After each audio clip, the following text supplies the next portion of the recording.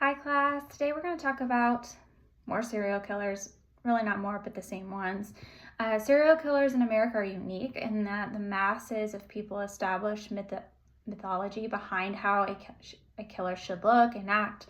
So when the average person is apprehended and looks no different than the businessman next door, other myths are then erected. Bonnie and Clyde, H.H. Holmes, and Ted Bundy were a few of the serial killers that were discussed last week, but this week we're going to dive deeper into the methodology of these myths.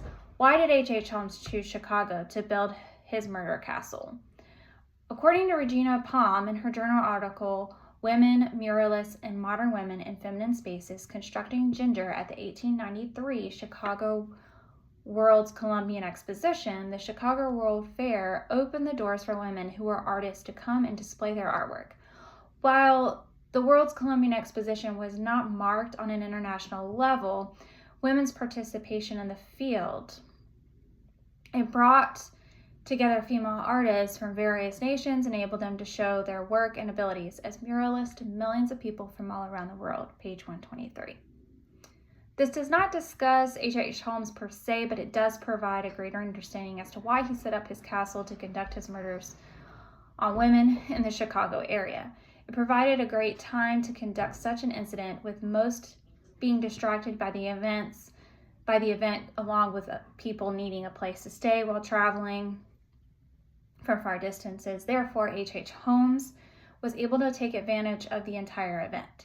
He was also able to portray himself as a doctor and an entrepreneur in the hotel industry by constructing a lavish hotel for guests coming to see and experience the World Fair, and manned it all by himself. When it comes to Bonnie and Clyde, while they are considered a duo for serial killing, we will focus on Bonnie Parker. Many in the American realm perceive the serial killer to be a white male that has dealt with mental instability or past abuses. Indeed, amidst the development of serial killer offender profiling within the Federal Bureau of Investigation, FBI, during the mid-1900s, agents had simply one category for female perpetrators: the compliant victim.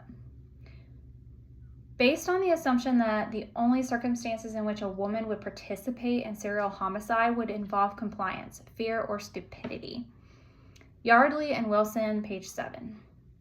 Additionally, William Simpson states in his article, A Bentonville Parish Saga, The Ambush and Killing of Bonnie and Clyde, Emma Parker, Bonnie's mother, described Clyde as a likable boy, very handsome, with dark wavy hair, dancing brown eyes, and charm.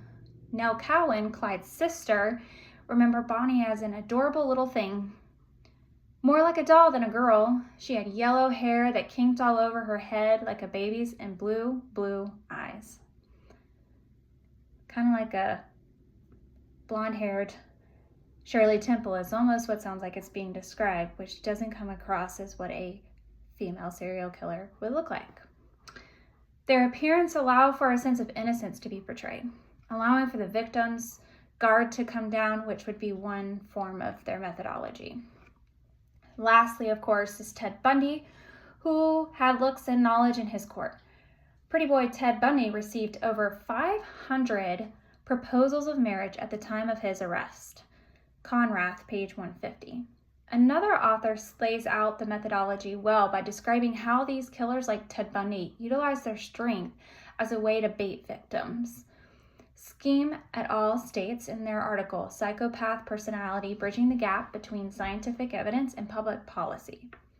At a slightly more nuanced level, some of these individuals use their considerable intelligence, resilience, and social facility to lure unsuspecting victims to their deaths.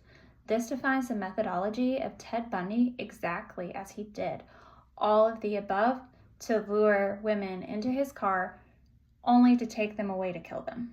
Thank you. Bye.